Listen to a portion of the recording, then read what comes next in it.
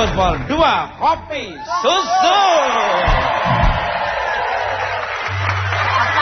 Luar biasa sekali ya. Tunggu lagi nih, bukan Pak. Baik, tema kita pada malam hari temanya adalah juru kunci. Juru kunci. Ini pasti sangat menarik dan membuat kadang-kadang nambah wawasan dan membuat bulu kuduk merinding. Kalau pegang bikin bulu kuduk berdiri.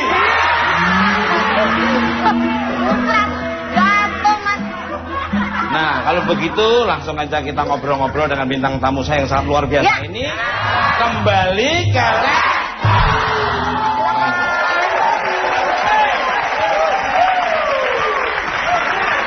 Aduh. Ini bintang tamu bikin celana tuh berubah-berubah. Berubah ukurannya. Yang tadi ukuran 32, tiba-tiba lihat bintang tamu jadi 35.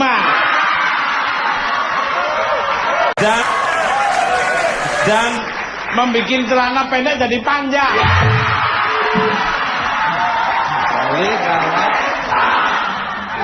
Untuk kedua permataku 2 kopi susu. 2 kopi.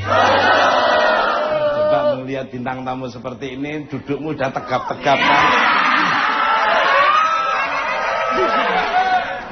Sesuai dengan tema kita hari ini tentang juru kunci. Kalau teman-teman saya ini tukang kunci. Kunci serep.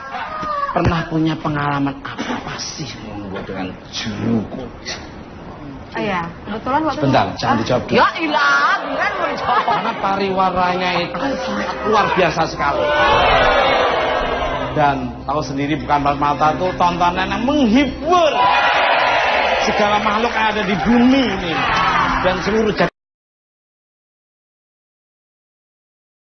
raya yang saya sayang dan saya care and share seperti apa, dan bintang tamunya akan memberikan satu statement yang bisa diambil positifnya. Kalau pemirsa di rumah mungkin jangan lupa bukan mak.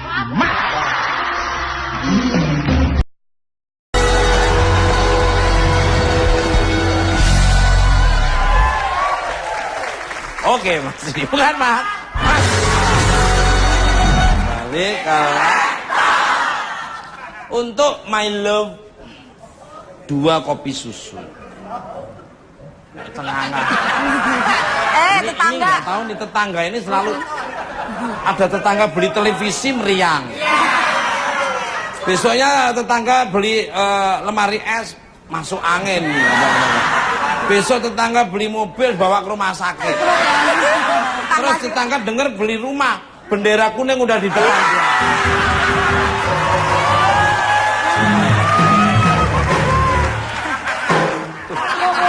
Apalagi yang ini. Aduh. Susah. Solusinya sama dia ngobrol itu capek, buang nutrisi saja.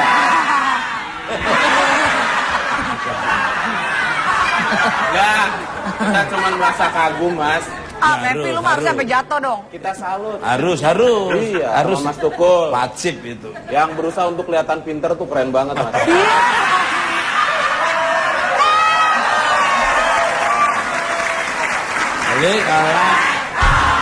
Jangan gitu dong, Mas. Ngomong sama dia kalau nggak kita sabar. Dia baru masuk. Ngomong gua sabar. Lu kira berapa tahun kita menahan rasa malu dengan malu? Lu rasa malu, gua rasa mual lihat. Udah sekarang kerja. Langsung saja sesuai tema saya malam hari tentang juru kunci. Raki-raki punya pengalaman. Kira-kira. Kan ada pepatah mengatakan raki-raki dalam perahi kan. Kura-kura dalam perahu. Ini nggak omongan, nggak muka kebalik ya.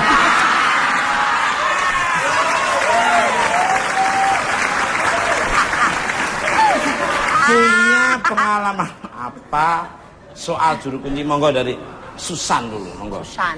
Iya Mas Tukul, itu benar-benar mungkin nggak bisa dilupain lah ya, mungkin benar-benar serem banget gitu. Jadi awalnya itu tepatnya daerah Bogor.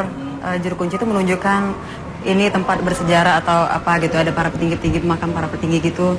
Nah tiba-tiba saat dia menjelaskan itu teman saya tiba-tiba langsung kesurupan mas, mental langsung, aduh saya panik banget gitu.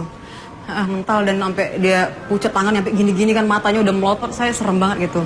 Ya udah akhirnya tiba-tiba serem, juru kunci ngomong, ya udah deh kata gitu pulang aja karena udah mental kan udah bahaya banget. Kalau enggak nanti kamu nggak ini lagi katanya apa ngobrol. Jangan sampai, juru kunci ngomong jangan sampai ikut seperti ini lagi. Kamu nggak boleh. Jadi kami disuruh selamatan sana mas. Selamatan, kalau nggak diselamatin ini bahaya katanya buat diri kamu. Jadi nggak boleh lagi ikut. Terus selamatannya pakai apa? Harus ayamnya warna apa? Iya. Kambingnya kakinya ada 5 apa 2? Kelihatannya 4. Tapi ada yang nggak kelihatan.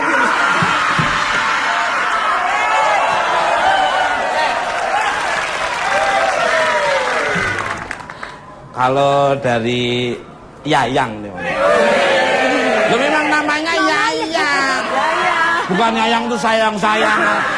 Enak aja, seneng banget dong gua kalau gitu. Gimana ya? Kalau aku sih pengalaman untuk yang serem-serem begitu belum ada sih mas. Cuman baru sekarang kan bukan empat mata. Iya, baru ketemu langsung kan. Makasih. Tapi kalau masalah juru kunci sempat ziarah-ziarah tur Wali Songo gitu.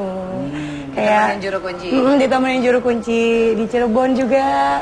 Sering banget ke Sunan Gunung Jati gitu-gitu sih Pernah mas. ke makam leluhur dia kayaknya. Mana tuh mas? Di mana tuh? Di mana? Dia itu kan ada di daerah mana Pamulang ya. Itu ada makam tiba-tiba itu bisa ini keluar asapnya sendiri.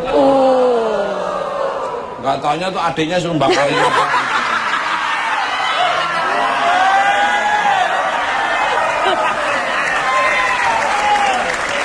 Jadi karena masih untuk 2 kopi. Mesti gitu ya? Mesti gitu ya? Bunyi karek. Pernah nggak dirimu mengalami hal mistis ketika sedang berada di tempat-tempat keramat? Dan pernah ngalami itu kayak syuting ikut Mister Tukul jalan-jalan gitu?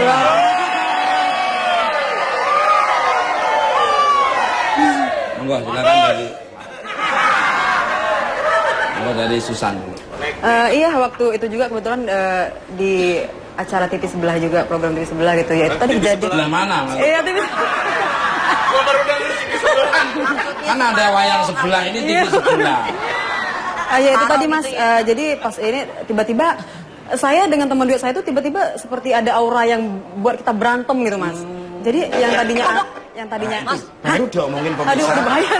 Dipercaya nggak percaya, baru diomongin energi itu tapi tiba-tiba nongol dan ngajak untuk dialog dengan bintang tamu kita. Kalau nggak percaya nanti di rekamannya ada titik, terus ini tadi ada suara titik. Merahnya bulat ya. Nah, enggak dilanjut. Ini penting loh ini. Enggak dilanjut. Iya, jadi saat itu juga kita yang tadinya benar-benar akur ikut acara itu tiba-tiba berantem mas, benar-benar berantem gitu. Jadi saya negor dia gini, kamu kenapa sih kata gitu? Saya duluan gitu, saya mau duluan. Tiba-tiba saya duluan kata gitu. Tapi tenaga, kamu kenapa sih? Bilang dia dorong gitu. Kamu kenapa kata gitu? Tenaganya itu bukan tenaga dia lagi mas. Ternyata orang sana bilang kalau itu dia kemasukan 7 roh mas. 7 roh. 7. Satu aja kemasukan aja bikin kadang-kadang. Kalau nggak bisa netralisir, bisa sampai rojotan. Ada trouble. Loh, tadi kan ngomongin katanya kemasukan 7 roh. Wong kemasukan 1 aja kadang-kadang.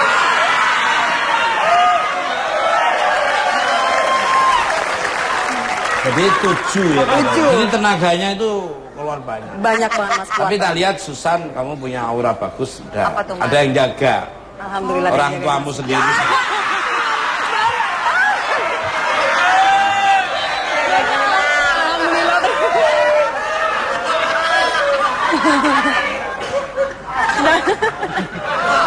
Kalau Yayang. dari Yayang. Yayang tuh namanya bukan Yayang tuh saya sayang. Senengan gua dong kalau gitu. Kalau aku sih pengalaman off air mas, sering banget kalau nyanyi malam.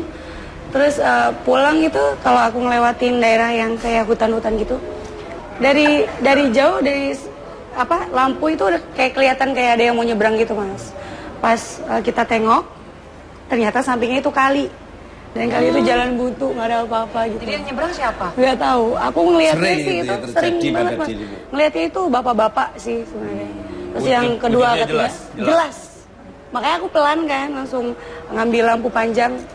Ada jelas jalan gitu. Aku pikir itu orang nyari kodok atau gimana gitu. Ternyata itu emang nggak ada. Emang langsung jurang. Kakinya nampak ke tanah atau ngambang gitu? Nggak, kurang jelas sih Mas. Soalnya kan dari jauh. Nah, jawabannya seperti itu. Ya. Jadi ngambang gitu. Nggak Ngambang. jelas lah ya. Nggak jelas. Itu sering ya. Cowok Sering. gitu ya. Nah yang kedua kalinya itu kayak suara orang ketawa Mas. Aku konvoy. Dari belakang mobil aku rasanya kayak jok belakang mobil aku sih. Kayak ada suara orang ketawa gitu. Di daerah mana? Di daerah Kuningan, Jawa Barat. Masih banyak hutan. Iya. Sangat tegang. Kalau Vega, di rumahnya Vega itu mesti di tangga. Oh bukan, anak aja nggak ada udah. Udah pergi Mas. Masih ada enggak? Ada apaan? Enggak, dia masih nempatin di situ. Di? Tak lihat dari auranya. Dia amit-amit Mas, tahu juga. Nggak ada Mas. Karena kalau kamu bisa dia pergi, kamu kasih lampu. Udah Mas, lampu. Bener? Udah kamu kasih belum? Udah, lampu sama gabah sama kandang. Itu buat bebek. Buat bebek. Kayak mau netesin telur aja.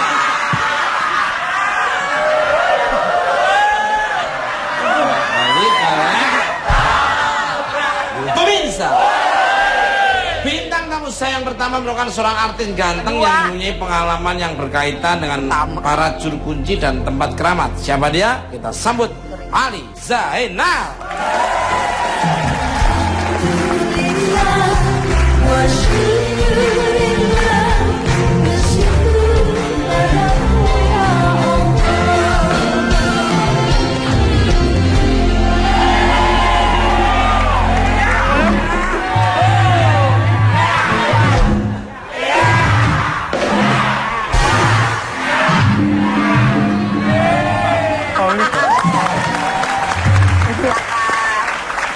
Ini Jurus silat apa namanya Mas?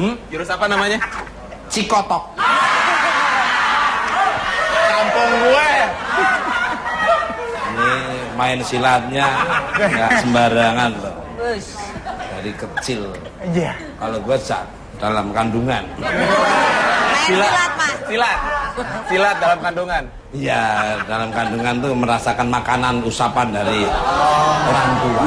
Kembali kalah. Untuk Bang Ali Zainal ini. Bang Ali. Dan kamu Ali Oncom sebentar.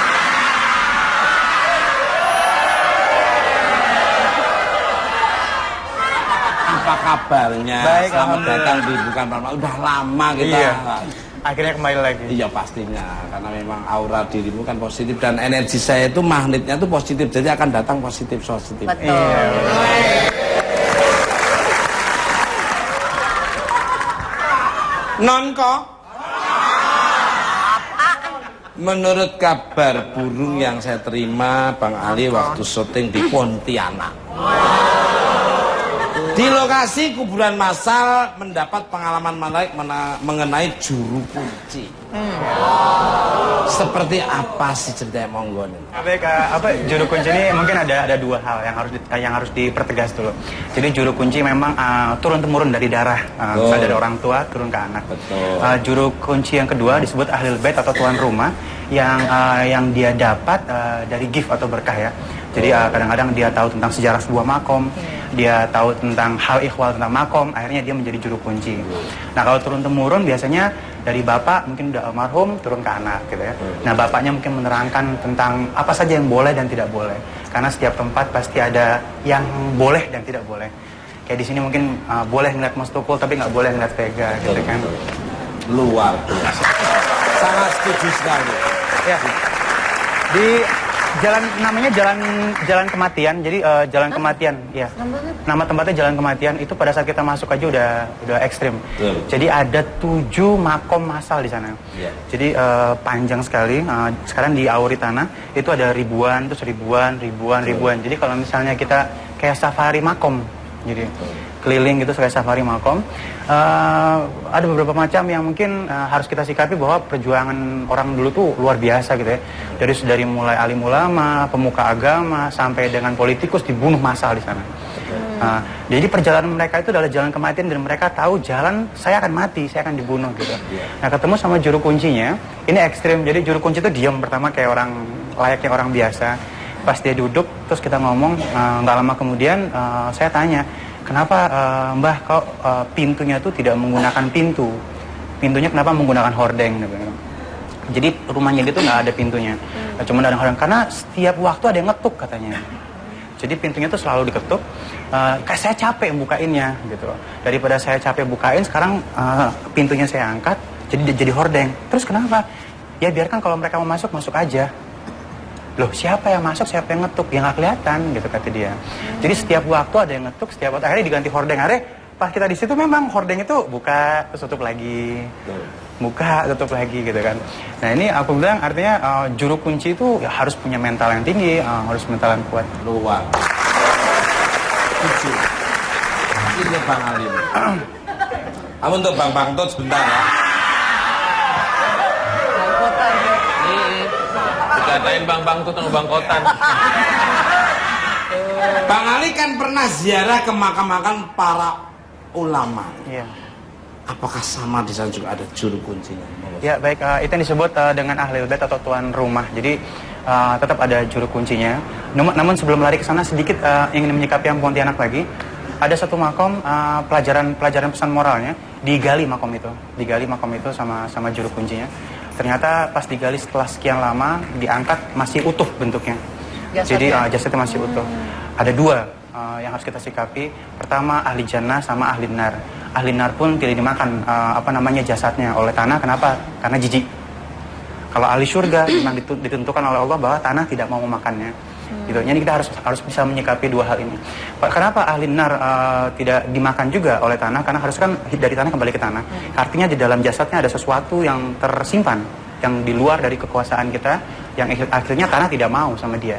Beda dengan ahli surga. Pada saat digali bentuknya sama pun, bahkan satu helai pakaiannya pun tidak koyak ya. Tapi cahaya dan 70 feet ke kanan, 70 feet ke kiri itu sampai ke sana. Gitu. Jadi, ini pesan moral. Ngebedain apa? Yang ngebedain di situ satu hal wanginya terus beda sekali. Dan dia terhimpit dalam keadaan menyamping. Kalau ahli jannah pada saat dibongkar itu masih dalam keadaan utuh dan tersenyum. Ini wanginya pun beda. Nah ini ada satu hal di jalan kematian itu ada satu ahli jannah yang dia bilang bahwa pada saat dibongkar itu bagus sekali jasadnya. Bahkan dia masih ingat saya letakkan kaos kakinya di dalam sakunya waktu dibunuh. Dan kaos kaki masih utuh dalam aslinya, tidak ada yang satupun yang dimakan oleh binatang. Ini pelajaran di jalan kematian bahwa sesungguhnya hati-hati membedakan yang baik dan buruk itu tipis sekali. Luar.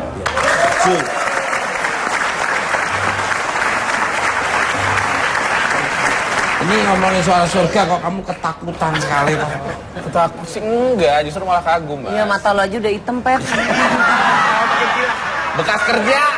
Tadi siang. Jannah itu surga, taruh nur jannah cahaya surga. Tuh, harus ngerti. Apanya cuma satu itu saya. Gak usah ngomong. Pemirsa, bintang tamu saya yang selanjutnya merupakan seorang juru kunci dari Istana Tuyul.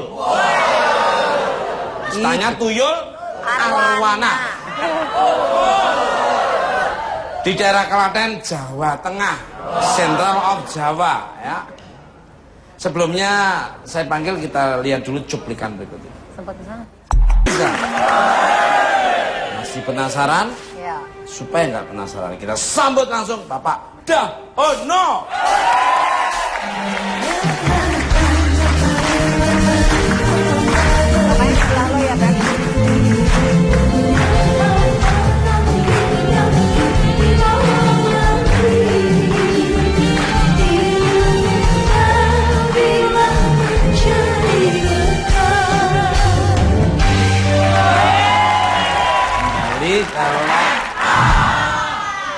Langsung aja nih Pak Dahono ya.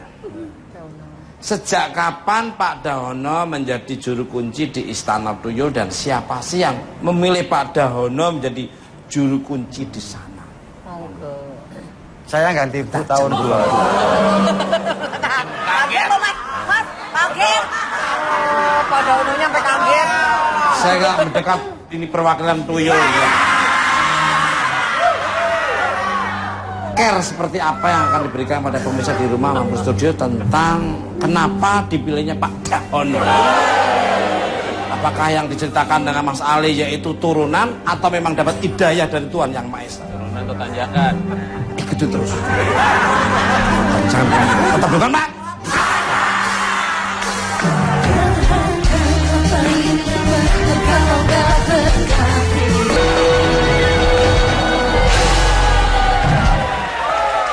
Oke, masih di Buan Bat.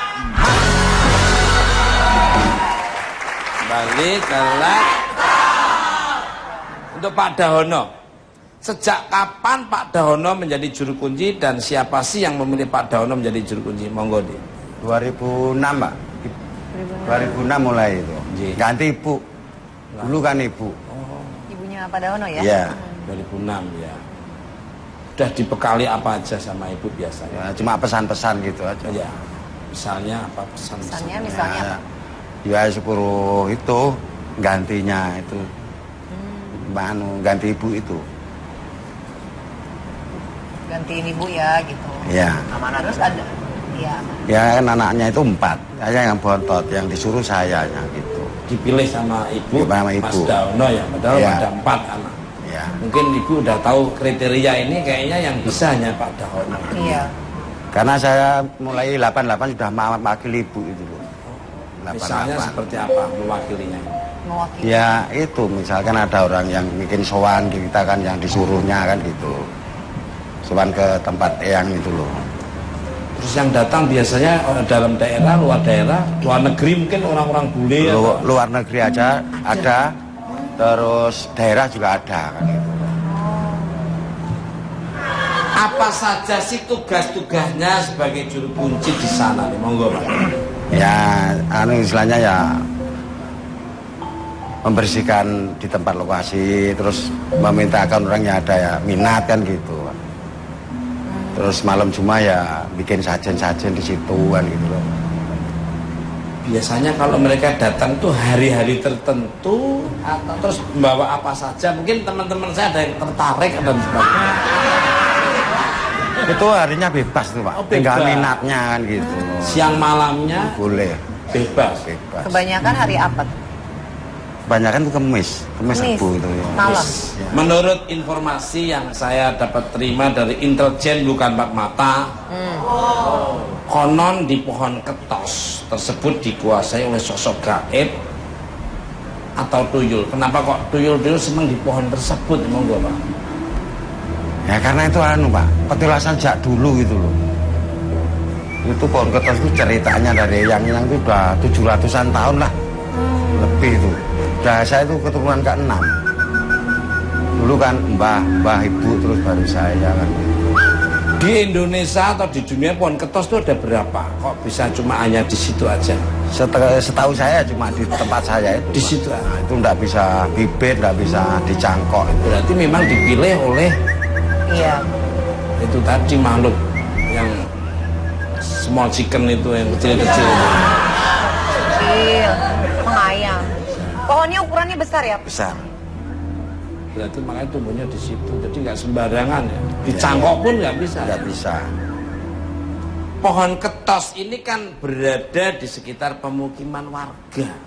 Pernah nggak sih tuyul-tuyul tersebut datang atau main-main ke rumah warga terdekat? Ya sering juga lihat Pak gitu loh.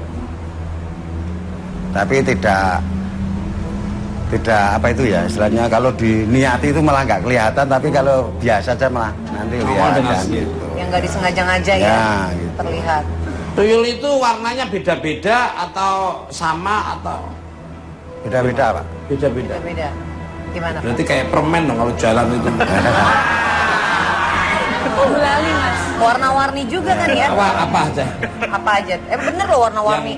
Yang ada tuh warnanya apa aja? Ya ada yang cakep dan ada yang jelek kan gitu.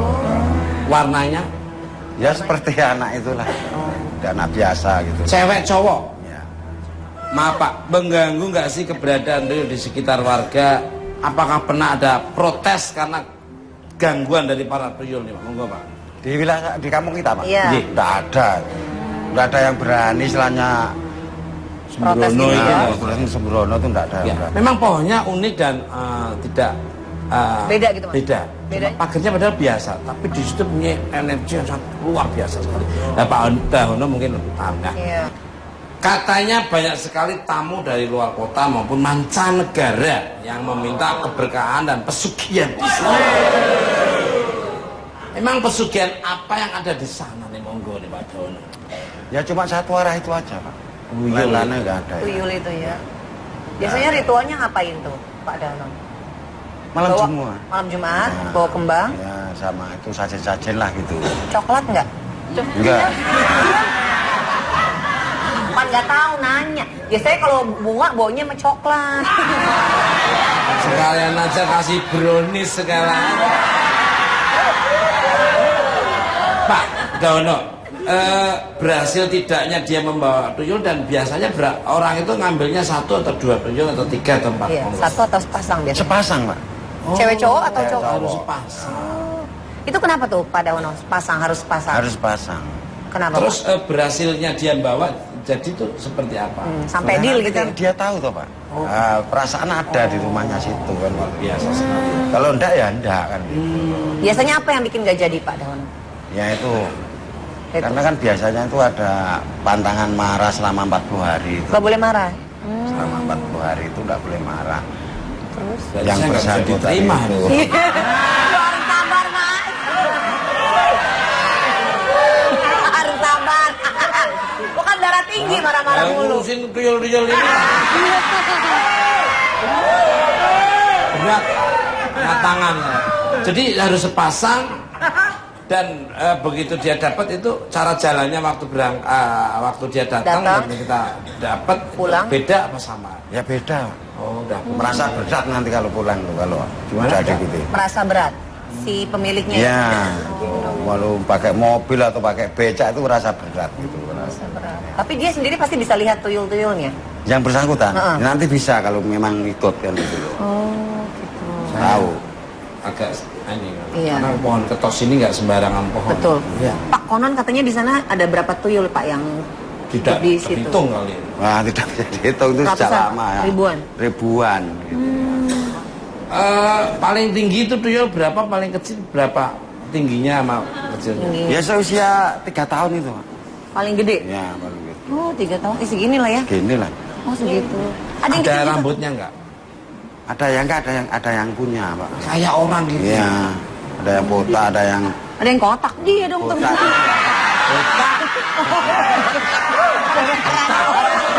Dengan otak. Nah, jadi tuyul yang mana loh? Pemirsa,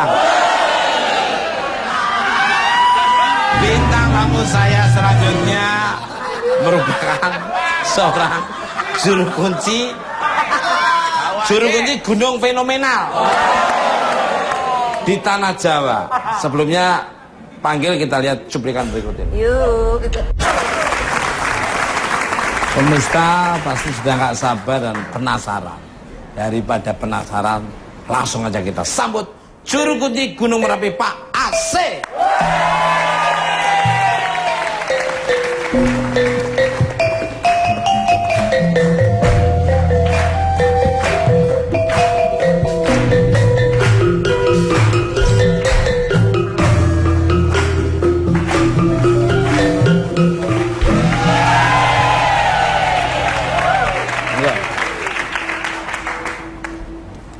Kembali ke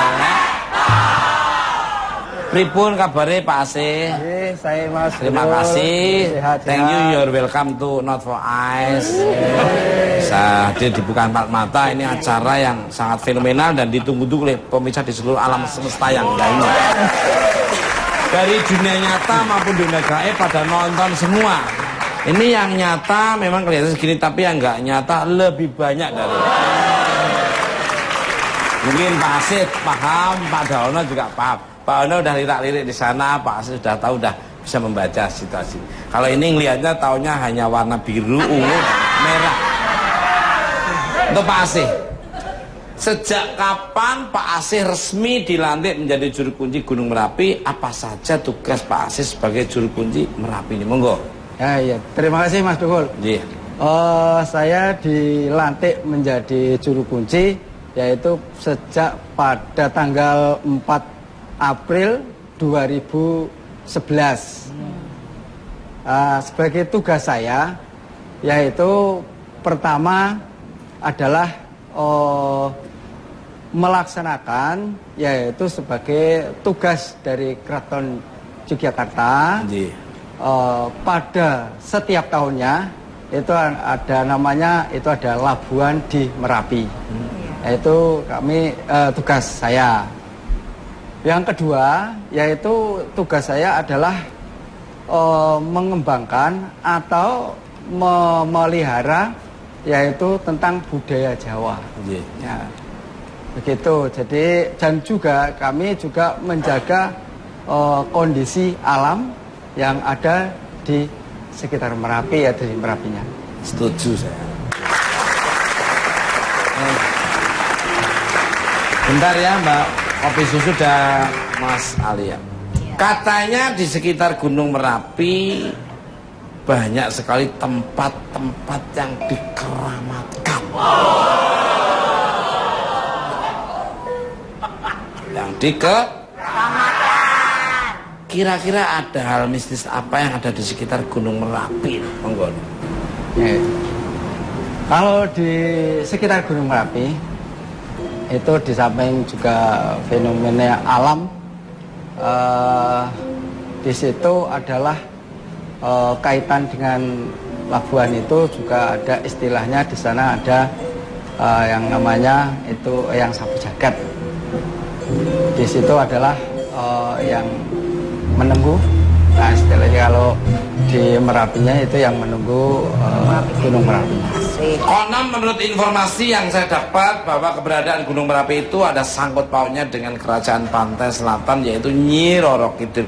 Bisa diceritakan di monggo. Oh iya. Berkaitan dengan antara Merapi dengan Laut Selatan. Yaitu ini ceritanya agak panjang ini. Singkat mawon. Ya. Itu antara pertemuan antara Sultan yang yang pertama yaitu Panembahan Senopati bertemu dengan Nyi Roro Kidul. Waktu itu ada suatu Panembahan Senopati waktu itu baru baru bertapa karena waktu itu keraton itu baru dalam kondisi tidak tenang karena baru istilahnya perang itu dengan kerajaan Pajang sehingga mereka minta bantuan pada Nyi Roro Kidul itu. Minta bantuan itu terus mungkin ada suatu perjanjian itu terus akhirnya itu juga Nyi Roro Kidul antara Nyi Roro Kidul dengan Panembahan Senopati itu ada suatu ada suatu komitmen perjanjian yang sangat erat sehingga itu ada terus ada hubungan erat dengan peperangan itu langsung lawannya ya karena itu minta bantuan dan akan dibantu oleh Nyi Roro Kidul. Luar biasa sekali. Kembali ke pohon keramat. Kalau jalan Keramat Pela dari situ.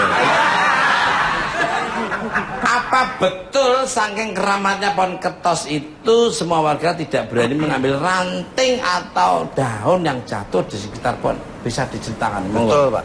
Wah luar biasa. Pernah ada yang mungkin tidak tahu ngambil akibatnya seperti apa? Nah, nanti akibatnya bisa kesurupan anaknya atau suaminya atau istrinya kan gitu satu keluarga itu kan gitu. Jadi udah paham ya. Jadi umpama warga baru nggak ngerti gitu, mereka ditulis aja di situ. Dilarang untuk mengambil pohon yang jatuh, daun jatuh orang. Biasanya sudah tahu Pak. Nggak tahu ya. Kalau warga sudah tahu kali ya. Nggak ada. Tobat ya. Untuk ketiga bintang tamu saya, Pak Ali, Pak Dawono, dan Pak Asih. Pak Ali. Kalian kan sering tugas di tempat-tempat keramat ini. Pernah nggak sih mengalami hal-hal mistis yang sangat menyeramkan sekali ketika sedang menjalankan tugas nih? Monggo dari Mas Ali dulu. Mas Ali. Mas Ali. Oh, iya. Suka ngelempar-ngelempar nih. Kalau bermain dengan hal gaib pasti ya akan masuk ke dalamnya gitu kan. Cuman sebenarnya hal yang paling bahaya itu pada saat kita nggak bisa nguasain diri kita sendiri, atau kita nggak tahu siapa diri kita sendiri. Karena kalau ngomongin hati kan nggak kelihatan sama gaib di dalam gitu. Nah, kalau misalnya masih dunia lain ini emang nggak ada rekayasa, nggak ada apa-apa di dalamnya. Jadi ngikut atau nempel itu emang sering. Jadi contoh simpel, setelah selesai itu aku nggak pernah tidur setelah sholat duha. Jadi pulang, aku tahajudan, habis itu tunggu subuh sampai duha baru tidur. Karena Rasulullah SAW itu selalu tidur setelah duha. Jadi tidak ada gangguan sihir atau gangguan mistis yang akan mengganggu kita. Masuk hotel, duduk sendiri gitu, pasti aktivitas ada gitu. Kayak tempat sampah itu dimainin gitu kan, dikorek-korek. Aku cuman ngomong, jangan di sini, dia bilang. Kalau kamu di sini nanti kamu kebakar. Kenapa? Karena aku sebentar lagi mau sholat tahajudan loh nih. Dia bilang gitu kan. Gak lama kemudian keluar gitu. Padahal itu pintu udah ketutup. Kan kalau di hotel kan zup gitu ketutup kan. Itu seakan-akan kebuka lagi untuk kencang banget. Jedil.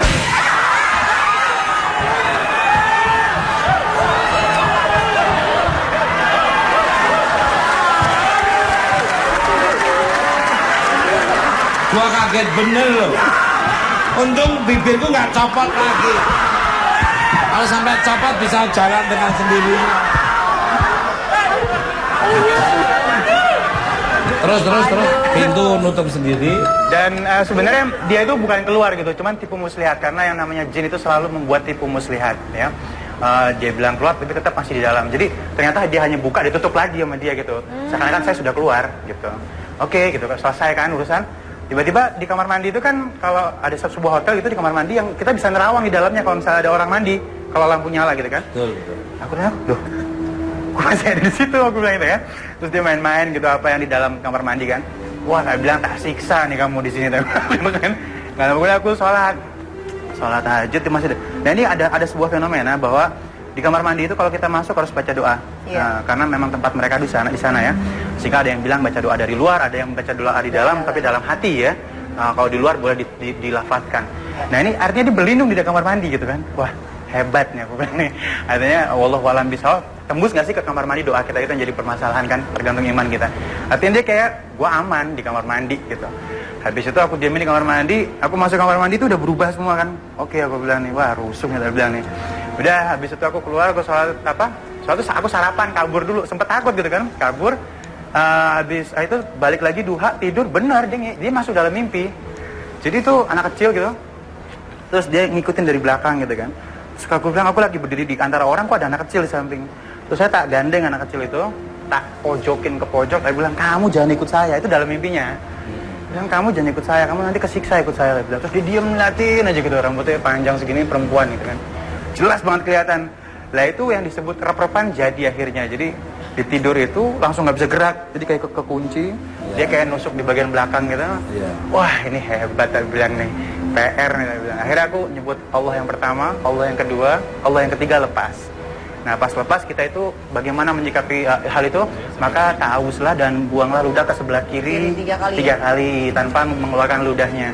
Jadi a'udzubillahi minasyaitonirrajim. Oh, ludahnya nggak keluar Mas Ali? Nggak keluar. Aku banyak banget. Ya. Cuma kamu lagi marah sama orang itu kali. Kok takut? Kalau saya malah tak kiri itu, wah.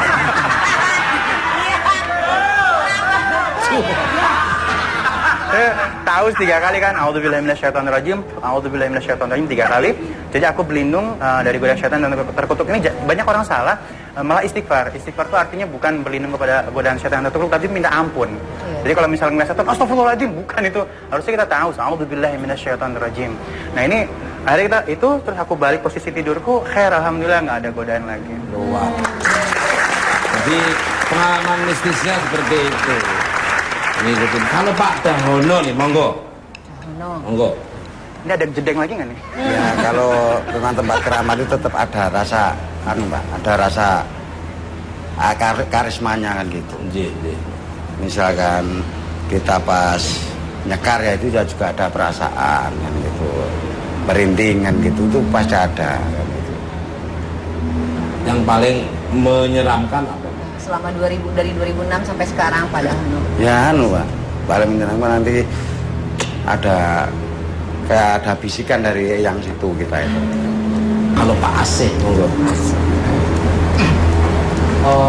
Kalau saya memang namanya makhluk atau makhluk dikatakan makhluk halus itu saya yakin itu ada. Tetapi itu istilahnya itu bukan arti suatu dipercayai, tapi itu apa sebagai itu makhluk Tuhan. Jadi memang kalau itu memang kadang-kadang itu baru berdoa atau berdoa apa harus ada sesuatu, mungkin tentunya ada seperti mungkin Mas Ali, Bapak Dawono ini pasti terasa, itu pasti itu terasa, mungkin terasa takut, terasa merinding, mungkin terasa badan agak panas dan lain sebagainya. Tetapi yang penting kalau menurut saya itu yang penting itu semua makhluk itu namanya itu makhluknya Allah adalah itu perlu dihormati. Pemirsa, untuk mencairkan suasana kita sambut penampilan dari Dua Kopi